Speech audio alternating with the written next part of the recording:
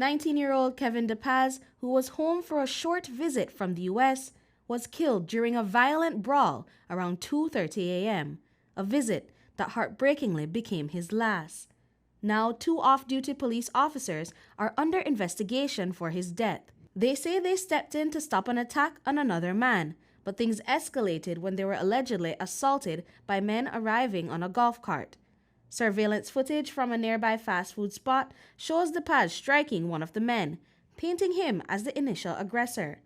But what happened next off camera is where the fatal injuries occurred. Assistant Superintendent of Police Stacey Smith says that the incident is under review.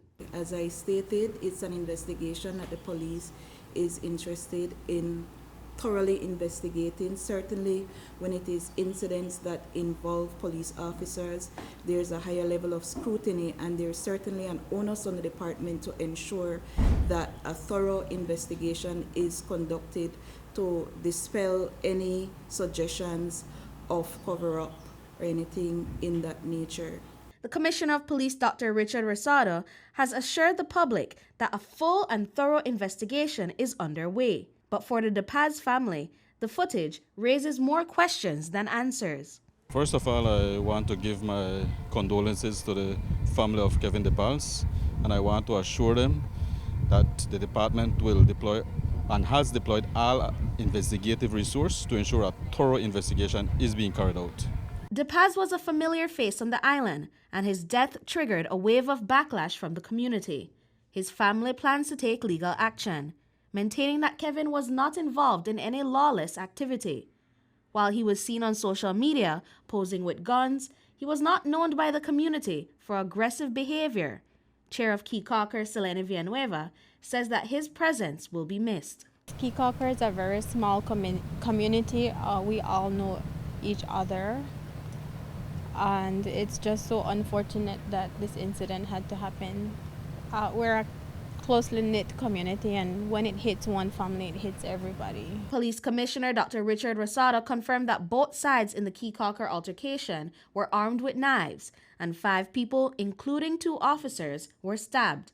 However, it's still unclear if Kevin De Paz was one of those carrying a weapon. While the investigation continues, both officers have been placed on administrative leave.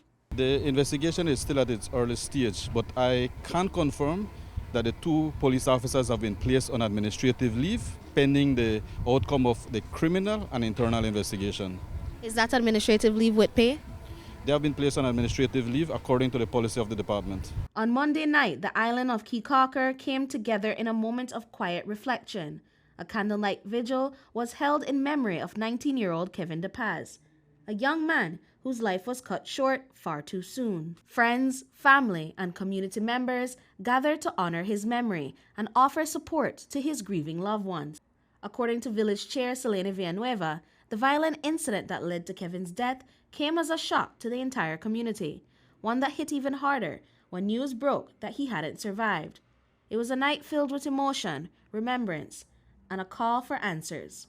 I believe it was about maybe 3:30 thereabout when I got a phone call from the nurse notifying me of an incident.